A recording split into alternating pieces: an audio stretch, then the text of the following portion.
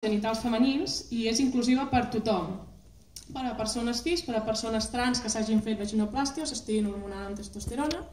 I llavors volia dir que jo penso que és una guia molt innovadora perquè està feta amb està escrita d'una manera molt col·loquial, molt propera, molt pròxima i que s'entén molt ràpid i molt bé perquè qualsevol persona amb una llegida entengui el missatge primari, que ho entengui a la primera. I també dir que hi ha altres guies de salut sexual per a persones amb genitals femenins, però que no són més complexes, més detallades, i aquesta és més innovadora en aquest sentit.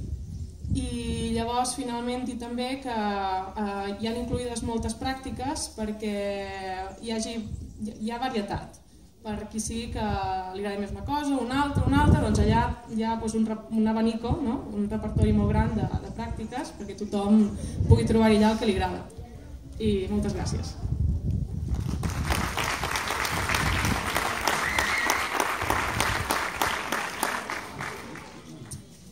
Doncs Actua Vallès ens hem encarregat del que seria la revisió tècnica del projecte. Bàsicament, el que això vol dir és que tan bon punt les companyes de LGTB Terrassa van tenir escrit un primer esborrany de la guia, ens vam dedicar a rellegir-lo, revisar si la informació sobre salut sexual era correcta, si consideràvem que faltava algun aspecte rellevant que en un primer moment no s'havia tingut en compte, i pensar com explicar i organitzar la informació que faltava perquè arribés de forma directa i senzilla a les persones que llegirien aquesta guia. Per nosaltres, l'experiència de revisar la guia ha estat un exercici molt interessant. En primer lloc, va suposar fer-nos preguntes sobre coses que fins ara, segurament que per inèrcia arrosseguem una visió heteropatriarcal i falocèntrica, no ens havíem plantejat, no? Com per exemple, per què quan es parla de penetració es dona per fet que som un penis? En termes de prevenció d'ITS, té el mateix risc la penetració amb penis que la penetració amb joguines sexuals o amb els dits? No haver-nos plantejat aquestes preguntes té a veure amb el fet de donar poca visibilitat a les pràctiques sexuals que surten de la norma heterosexual penis-vagina. També té a veure amb el fet que no siguem capaces de posar nom i imaginar-nos les pràctiques sexuals entre persones amb cony.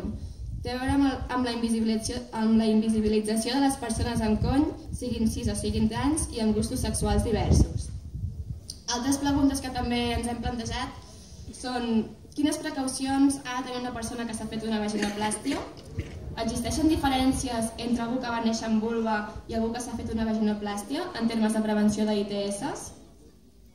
A nivell intern d'entitat també ha estat molt enriquidor perquè ens ha permès fer autocrítica i qüestionar-nos per què es focalitza tota la prevenció en el col·lectiu gai o en el col·lectiu heterosexual. Sí que és cert que epidemiològicament i biològicament els homes cis que tenen relacions sexuals amb altres homes cis tenen més risc de contraure el VIH, però això justifica que a nivell espanyol només hi hagi 2 guies dirigides a lesbianes? Què passa amb la resta d'ITS? Què passa amb les persones trans? I finalment volíem dir que estem supercontentes d'haver pogut col·laborar amb LGTB Terrassa en aquest projecte, que creiem que accions com aquestes són imprescindibles per visibilitzar i normalitzar totes i cada una de les pràctiques sexuals i que pensem que viure la sexualitat de manera positiva i oberta, tenint en compte totes les orientacions sexuals i identitats de gènere possibles, només ens pot fer més lliures i, en definitiva, més felices.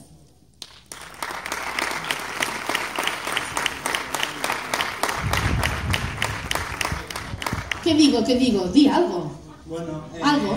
A mí me entregaron Alex y Carlos y colaboración con ella, que está ahí de Con la ilustradora que no va a hablar. Mira aquí. Entonces buscamos un poco lo que ha hablado ella, algo que fuera bastante claro, que hablara con ayuda de las ilustraciones, que eran bastante muy limpias, muy claras, muy directas, sin tabús. ¿Has tenido que hacer mucho trabajo de campo para las ilustraciones? ¿Ves? Entonces, bueno, que fuera algo muy comunicativo, muy divulgativo, un poco que rompiera con los tabús, porque los tabús solo llevan a cometer errores, porque las cosas hay que hablarlas. Entonces, lo que se buscó fue algo muy claro, muy directo y, bueno, básicamente todo lo dicho anteriormente. Molt bé, doncs un aplaudiment per ell.